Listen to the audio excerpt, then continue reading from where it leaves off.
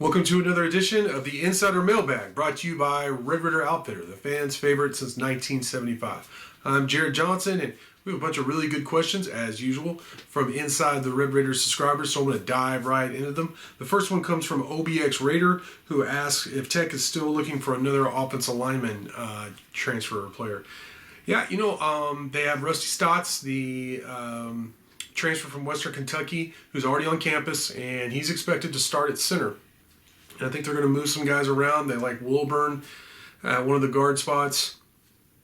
You got Jacoby Jackson, who's played well at another guard spot. Landon Peterson also is somebody to watch too. He started several games at guard and played, pretty well, better than I thought he was going to be honest. And speaking of that, Monroe Mills, who played a lot of right tackle, he's probably moving over to left tackle. And then Caleb Rogers, who struggled mightily at left tackle, is going to get a look at right tackle, but I think they have several people auditioning for that spot. In terms of adding another offensive lineman, I don't know that they're going to. They have some early enrollees, freshmen that they don't expect to play next year, don't get me wrong, but they've added 4 or 5 freshmen this year.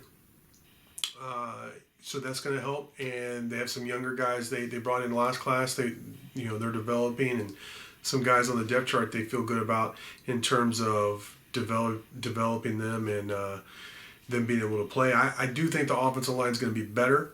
I understand maybe the desire to bring several more guys in, but I think they liked what they saw from like Wilburn and some of the guys I mentioned, Jackson, Peterson, Mills. I think they believe that they can develop this offseason and be much better. I also think, honestly, just switching Caleb Rogers from left tackle, it's such a difficult position, protecting the blind side of the quarterback, is a really good move as well. They believe they're going to be a better offensive line. They believe Stotts is going to help a lot. And then don't forget Cole Spencer, who was going to come in, and he was going to start at one of the guard spots. He can play some tackle. He can play some guard. I think he'll be one of your best offensive linemen as well. He was injured all year last year. So they look at it like they're getting 2 new starters in Spencer and Stotts, and I think they are. So that's going to help tremendously. And honestly, there's only so many more scholarship spots. They signed a full high school class. They've already have 5 scholarship transfers on enrolled for this spring. They're bringing some other guys in as walk on. You'll hear about if you may already hear about it by the time this is posted. If not, you will shortly. So. Some real guys that should be on scholarship that they're bringing as preferred walk-ons, just because they don't have the spots for them. You only have so many scholarships. So it's exciting. But I think they're limited in what they can do in terms of how many guys they can bring in. But there's confidence there about the offensive line next year. Syntax Red Raider asks, does Coach McGuire have a board of people he would hire if Tech loses another coach? Because it sure seems like he already had the replacement for Jones. He's talking about Juice Johnson. He came in from Baylor. I think they wanted him originally. But to answer your question, one of the things I love the most about what they do, about in terms of the whole team, the roster, whether it be a recruit, like for a class, the 2023 class, the 2024 class now, or the coaching staff, is they always have a backup plan. Coach McGuire has said, he's told me personally, I think I've heard him say it publicly too, that look, if a recruit decommits, they have the next guy ready. If somebody jumps in the portal they weren't expecting, hey, we know who we want to go get. James Blanchard, it's not just him, some of the other guys on the personnel department, they do a lot of the recruiting and all that player development. They work diligently. Like, that's a really good group, and they have guys just ready to go. And Coach McGuire has made a lot of connections, obviously in the high school ranks, but also in college. I mean, he's been in the college ranks now as a head coach, but in college for 6 years. So all those connections matter. And he has guys ready to go, whether it be a coach, recruit, transfer, whatever. Him and his staff, they have backup plans for seemingly almost everything, which is very impressive to me, to not be just so reactive, but to be preemptive. Like, all right, if this happens, this is what we're going to do. If that happens, that's what we're going to do, which is a sign of good leadership and organization.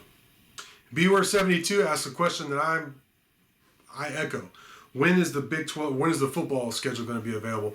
Well, the Big 12 hasn't announced the schedule yet. They keep pushing it back. They keep saying, "Oh, it'll be this week. Oh, it'll be that week." Recently, I think it was the UCF athletic director or somebody like that said it was going to be just this past Tuesday. But then now it's looking like, oh, maybe the end of the month.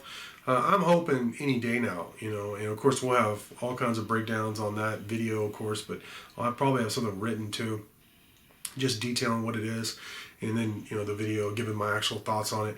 I've heard that there's a good chance Tech won't be playing Oklahoma State next year, but I don't know that for sure.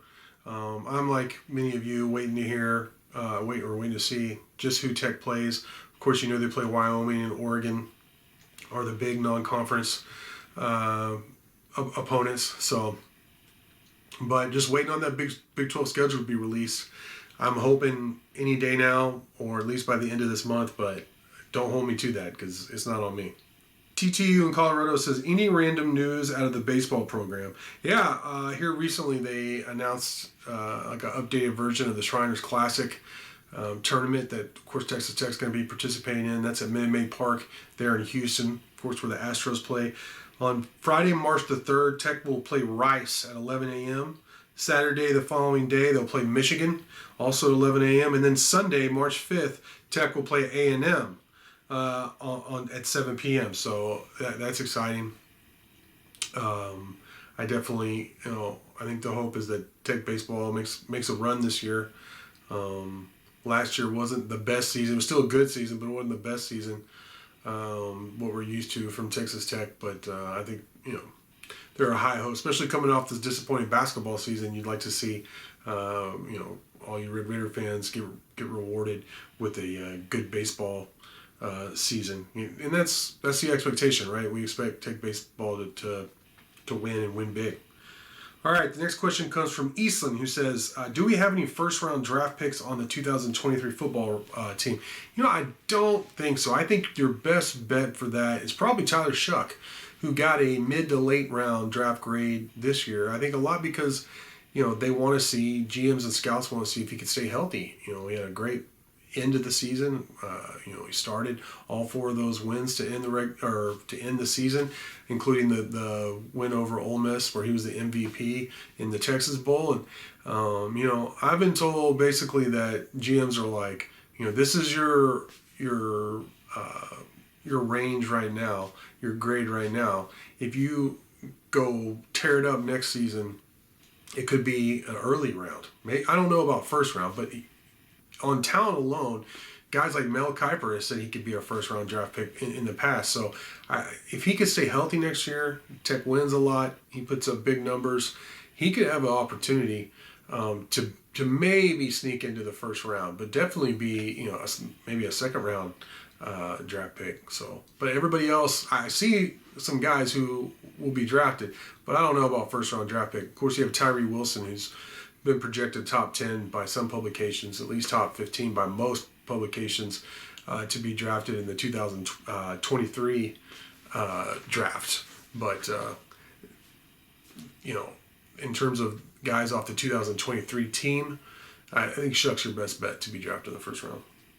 Laxative Larry wants to know, does Mighty Joe ever fancy writing a book? Any fiction or non-fiction works by a resident wordsmith? Yeah, he actually wanted to write a book about the basketball team that was the national runner-up, and he got pretty deep into talks and actually with Beard's agent, and they could never really work out the financial aspect of it.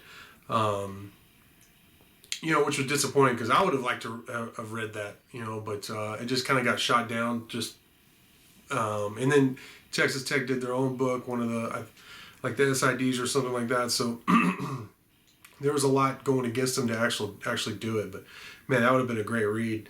Mighty Joe detailing that, that runner-up season. What's interesting is how different the tenor might be now. That's why sometimes it's good to wait several years. Or perhaps not, I don't know. But the tenor of it has to be very different, right? Given everything that's happened with Chris Beard. But I still hope somehow, or some sometime down the road that Joe writes that. But he is a published author. I mean, first off, he's got his PhD. He's Dr. Yeager, actually. He doesn't like for me to call him that, I don't think. But it's Dr. Yeager. The dude's got a lot of degrees. And he did write a book, actually, it's called Intellectual Assault. And it's basically and it's a big reason why he's not Professor Yeager. We've talked about this a lot, actually, over the years.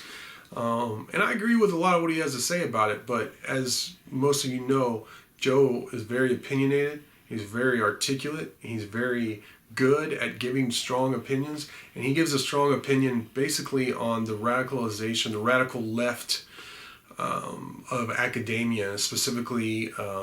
It'd be better if he said it himself, but that's my interpretation. I read it. My family's read it. They all like it. It's well written. If you can get it on Amazon, just look up Intellectual Assault. I'll give you the full academic anti-Americanism and the distortion of 9/11, which is a really interesting aspect of it. Like all the research Joe did, and then the way he related basically what's going on in universities in terms of indoctrinating anti-Americanism on college kids is pretty fascinating. Just looking into what's happened to colleges around the country it's fascinating. It's Mighty Joe writing it and doing great research. So check it out, Intellectual Assault by Joe Yeager. You can get it on Amazon. I think there's only one review, but it's a 5-star review. It wasn't by me, but I'd give it a 5-star too. It's a good read. It makes you think, and I think he makes a lot of valid points. So check it out. But hey, for now, that's all the questions. Great round of questions. Like I said, as always, from our Inside the Red Raider subscribers, I appreciate it. Thank you for watching, and until next time.